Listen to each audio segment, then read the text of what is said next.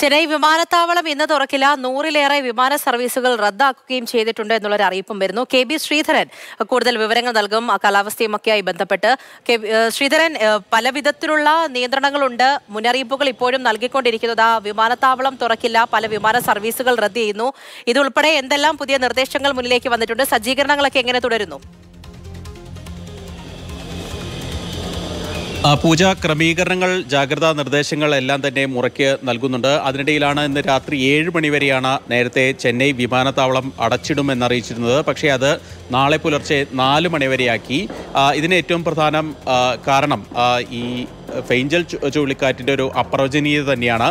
നേരത്തെ വൈകുന്നേരത്ത് കര തൊടും എന്നുള്ളതായിരുന്നു അറിയിച്ചിരുന്നത്. പക്ഷേ അത് ഇന്ന് രാത്രിയോ അല്ലെങ്കിൽ നാളെ പുലർച്ചയോട് കൂടി മാത്രമേ ഉണ്ടാകൂ എന്നുള്ള ചില അറിയിപ്പുകൾ വരുന്നുണ്ടോ. പക്ഷേ ഇത് ഔദ്യോഗികമായി ഇതുവരെയും കാലാവസ്ഥാ നിരീക്ഷണ കേന്ദ്രത്തിൻ്റെ ഭാഗത്തു നിന്ന് വന്നിട്ടില്ല.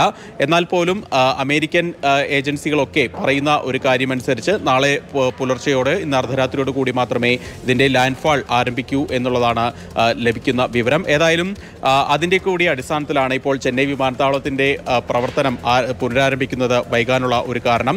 മറ്റൊരു പ്രധാനപ്പെട്ട കാര്യം, ഈ ഫെഞ്ചൽ ചുഴലിക്കാറ്റ് ഏതാണ്ട് 100 കിലോമീറ്റർ താഴെ മാത്രമാണ് ഇപ്പോൾ ചെന്നൈ തീരത്ത് നിന്ന് മാറിയാണ് ഉള്ളത്. അതുകൊണ്ട് തന്നെ മഴയുടെ പ്രഭാവം കാര്യമായിട്ട് തന്നെ തീരദേശ മേഖലയിൽ അനുഭവപ്പെടുന്നുണ്ട്. കാറ്റും 50 കിലോമീറ്ററിലധികം വേഗത്തിൽ കാറ്റും ഇപ്പോൾ വീശുന്നുണ്ട്. ഈ ചെന്നൈ നഗരപ്രദേശത്ത് ഈ വലിയ മഴ കൊണ്ട് തന്നെ പലയിടത്തും വെള്ളക്കെട്ട് രൂപപ്പെട്ടിട്ടുണ്ട്. പല ടണൽ റോഡുകളും അടച്ചിട്ട അവസ്ഥയിലാണ്. പ്രധാന റോഡുകളിലെല്ലാം തന്നെ വെള്ളം കയറി ഗതാഗതം മന്ദഗതിയിലായിട്ടുള്ള ഒരു അവസ്ഥ കൂടിയുണ്ട്. മറ്റൊരു കാര്യം, താഴ്ന്ന പ്രദേശങ്ങളിലുള്ള വീടുകളിലേക്കൊക്കെ വെള്ളം കയറുകയും ചെയ്തിട്ടുണ്ട്. ആളുകളെല്ലാം തന്നെ മാറ്റി പാർപ്പിച്ചിട്ടുണ്ട്. ചെന്നൈ നഗരത്തിൽ മാത്രം ഏതാണ്ട് 329 ദുരിതാശ്വാസ ക്യാമ്പുകളാണ്.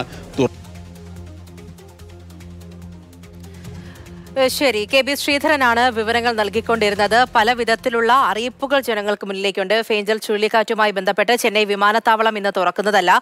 100-ലേറെ വിമാന സർവീസുകളാണ് ഇതുമായി ബന്ധപ്പെട്ട് റദ്ദാക്കിയിട്ടുണ്ട്. പലയിടത്തും കനത്ത മഴയുണ്ട്, വെള്ളക്കെട്ട് പലയിടത്തും രൂക്ഷമാണ്. പല കുടുംബങ്ങളെയും ദുരിതാശ്വാസ ക്യാമ്പിലേക്ക് മാറ്റുകയും ചെയ്തിട്ടുണ്ട്. അങ്ങനെ ഓരോ നിർദ്ദേശങ്ങൾ അവിടെയുള്ളവർക്ക്, തമിഴ്നാട്ടിലുള്ളവർക്ക് നൽകിക്കൊണ്ടിരിക്കുകയാണ്. ഇന്ന് രാത്രിയോ രാവിലെയോട് കൂടിയോ ചുഴലിക്കാറ്റ് കര തൊടും എന്നുള്ള അറിയിപ്പാണ് വന്നിരിക്കുന്നത്.